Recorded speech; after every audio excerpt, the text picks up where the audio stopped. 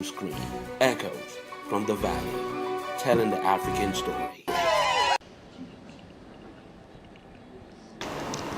Osebluwa amebi odokwa ọjị ka iji wee na-ayọghị ka ị bịa buelu anyị ụzọ kpeela anyị azụ ọpụpụ anyị na mbata anyị buelu anyị ụzọ nye anyị ndụ anyị ga-eji na-ejeli ya ozi. My name Engineer Mbanefo, nwa amụrụ na mma n'Ọnịcha. In Onitsha setting, I'm an Ozo man, which means I'm a titled man. And my praise name is Nwamulu Namma. Born in 1941 in Onitsha, southeast Nigeria, to the family of Chief Isaac Mbanefo and Madam Ezilabu Mbanefo, Chief Charles Mbanefo shares details of his rich ancestry and how this impacted his love for his roots and all it represents. Let me start. I knew my grandfather, who was also a very high chief in Onitsha, Mbanefo Odu the First. And as we grew up with the old men, we got interested in what is our environment. And from there, I traveled abroad, studied, and came back. My father was also a very high chief in Onitsha setting. And my greatest pleasure is that I took Ozo title in presence of my father. And he took his Ozo title in presence of his father. So you can see when you are born in a particular environment, it's up to you to show interest and find out what they are doing that make them unique in their own ways. His was an elitist pedigree with a love for sound education, hence his first trip to the United Kingdom in 1961, fully sponsored by his parents. Engineer Mbanefo recounts his experience of his debut sojourn to the white man's land and his discoveries. I'll tell you a small funny story. When I first went to UK, that was 1962. I went in 61. In 62, we were in school, and the pictures I had of our home, a story building, and I showed it to my German friend. We were classmates. He was surprised that we have such houses to live in. Well, there's something I found. I'm not sure whether it is, we will say, racism. If you are proud of who you are and what you are, then the other person has a problem. Because I don't have to prove myself to them. It's for them to find out what makes me tick. I came to the conclusion early enough in my early days, and I'm talking about the 60s. I went to UK in 1961. What I believe we have was issue of social class. People might use excuse to have one on you, and the only excuse they can have is that you're black. But then I have won on them because I have the education. And my parents were paying for me. The coming of colonialism to Africa had a huge impact on the psyche of the average black man, especially as regards his identity and heritage. However, for the young Mbanefo, who the quest for education took to a foreign land, the reverse was the case. You are worried about what people think about being black. Do you know sometimes they will, even after you wake up in the morning, they will go and check the bed if your skin color has washed off on the bed. But then, that is the exposure, the knowledge they go by. So you don't carry it on your shoulders, but you feel sympathy for them for lack of knowledge and try to educate and let them see. Because the high class, social class one can go abroad for treatment, they didn't really bother. Or whether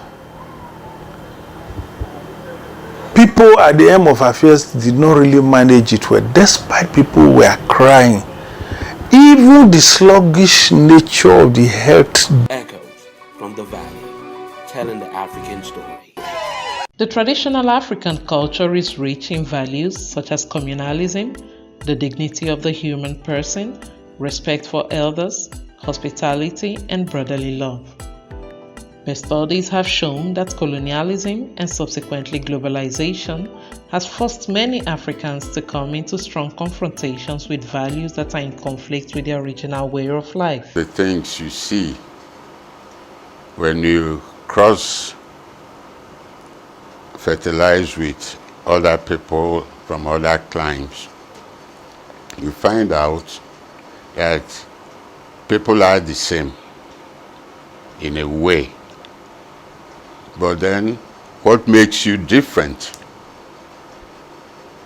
is your cultural inheritance. And throughout this,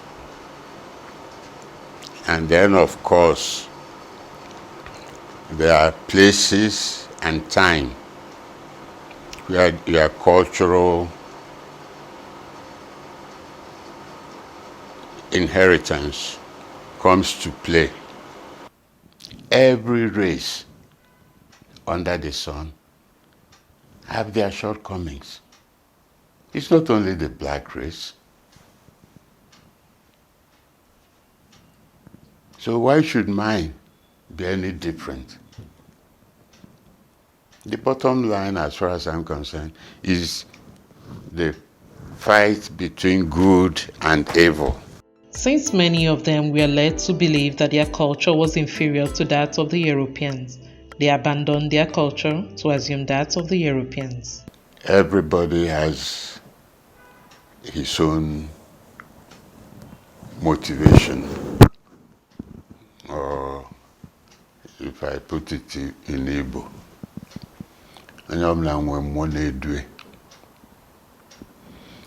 now, even today, people who think that the white man's way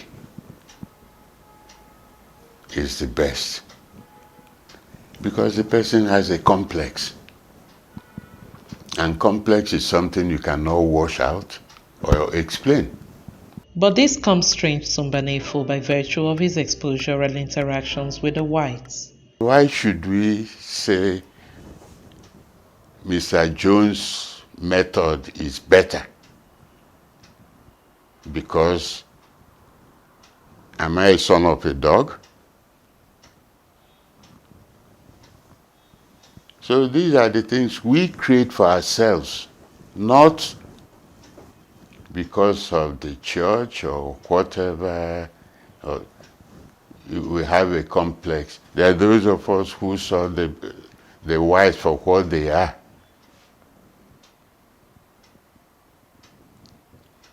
But it's up to us. You have the expression, if you don't say I am, nobody says thou art. That's all we're talking about. The advent of globalization has to a large extent brought about modernization and development, but on the other hand, has contributed to the reason many young African people struggle to maintain this identity. And some of my friends, yes, you eat mashed potato, fried potato, and so on. But then, when I invite them to dine with me, I do the cooking myself. I make okra soup, make eba, and this is the one I think you will like. They will say, but what is this? I said, well, if you want, you can join. If you don't want, don't eat anything that will kill you. But the only thing I will tell you, if you look at me, and this is what I eat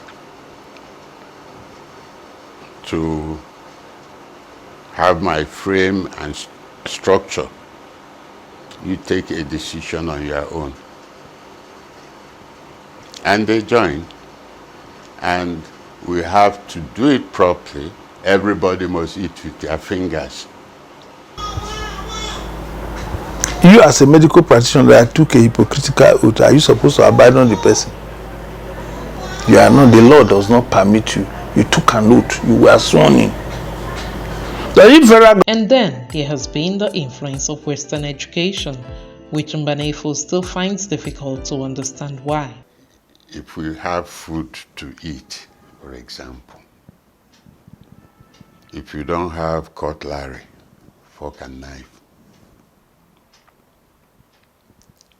we think something has gone crazy. But during my time in UK, some of my Pakistani friends, do you know the way they eat? The same way you ate in the village at Christmas time. They bring a flat tray, put rice inside it, the stew, the meat, and put it in the center of the table, and everybody eat with their finger. Yes. I'm not talking about what I read. I'm talking about what I took part in. And yet, we are here, people are looking for cutlery. Okay. For a medical person who has been touching all type of things, you can say, okay, on health grounds, they use cutlery. But what about those? And to enjoy the food is to lick your finger. I saw with my 2 eyes my late uncle, Sir Louis Mbanefo, the first judge of Eastern Region, the first Igbo judge. He attended local functions when everybody had to drink from the same cup. He drank with them from the same cup.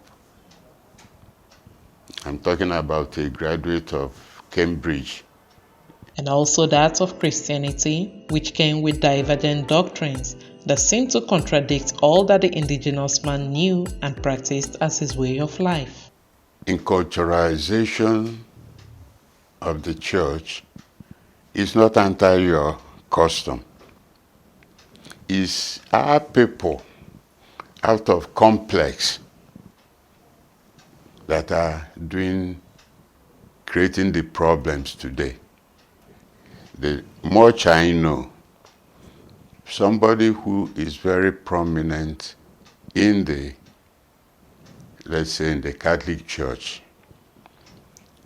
you can't talk about Eastern region and not talk about Bishop Shanahan. You've heard of him.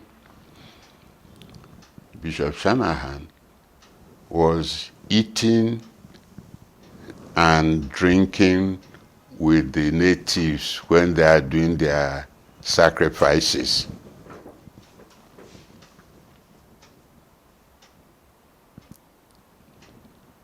So, because he wanted to be with the people. The result of all this has been the making of the black man who is neither wholly indigenous nor totally foreign. He is a split personality. Then why are you worrying about, instead of palm wine, you bring Fanta? Why worry about that? Why don't you just use water? So those who have complex, they watch their complex in their own way. The people who have problem are the ones trying to find a solution to their problem. But since I don't have that problem, I don't looking for a solution to a problem that doesn't exist. Screen echoes from the valley, telling the African story. But with a growing cultural concern amongst Africans, the people have begun to export their culture to other parts of the globe. Serving as president of African Students Union in the University of Ottawa, Canada, Engineer Mbanefo used his office as a means of educating people of other races about his cultural heritage. I was able to interact a lot from students from Senegal, Ivory Coast, Gabon, Zaire, and even some from South Africa at the time. This apartheid period. So we were able to mix and look at what makes us different and learn from the others what makes them also unique. So these are some of the things we went through. To Chief Mbanefo, acculturation bridges walls of understanding between peoples, nationalities, races, cultures, tribes, and religious beliefs. He tells a story. Like this, we have to be more careful.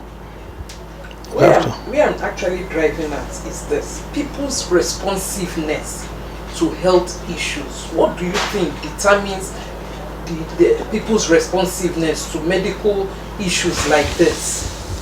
Like this? Yes. Yes. For instance, like COVID, HIV. We know there are many factors that I want to hear from. Yes, number one, our development has not really got into human development.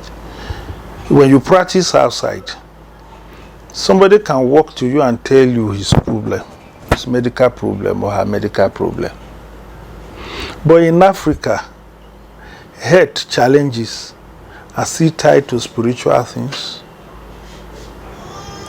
There's some who are liberated, and because of stigmatization, they won't like to tell you. A lady will quietly tell you now that, please, I have tuberculosis, I have been tested. I don't want people around me to know. What does that mean? But somebody in Europe will tell you, I was tested for tuberculin, I had tuberculin test and I'm positive and I'm on treatment, I'm transferring to you now. I was living in so state and I'm in this state, I want you to continue my management. But you see here, there is still so much secret about health. That is one. Another thing there is, we lost out along the track. Nigeria lost out. How?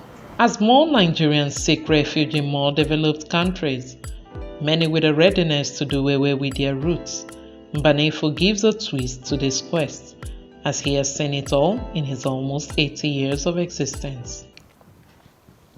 When you emigrate, then you end up turning this place into a graveyard,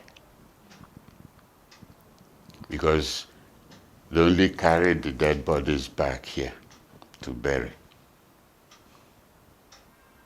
Then don't complain. When I came to Abuja, I said there was absolutely nothing. We turned this place from a forest to a town to a city. I've seen it from the beginning to what it is now. Even people coming to Abuja, nobody thinks who made it possible. What has people gone through to achieve what you are seeing here now? Until people begin to ask, how did Abuja come about? How did our parents survive? What did they do differently? I'm not saying, because no society is going to be static. But there must be some good things. They must have done something right for us to be where we are today, because if they do not lay the foundation, we couldn't have been where we are. There is a deep longing by many young Nigerians to have a developed climate like that of the Western world. Mbanefo suggests that such never happens in isolation. Questions need to be asked. It's what you make of your environment determines development. And then it's not a crime to get something from those who do better.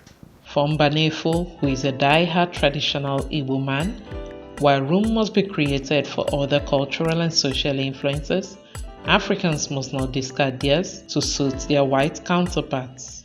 I'm very proud of what I observed with my grandfather and my father, and then of course his siblings and so on.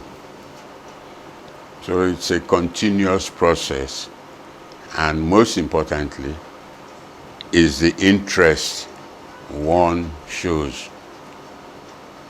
If first and foremost you have to be proud of what you are and who you are, to be able to showcase it. Screen echoes from the valley, telling the African story.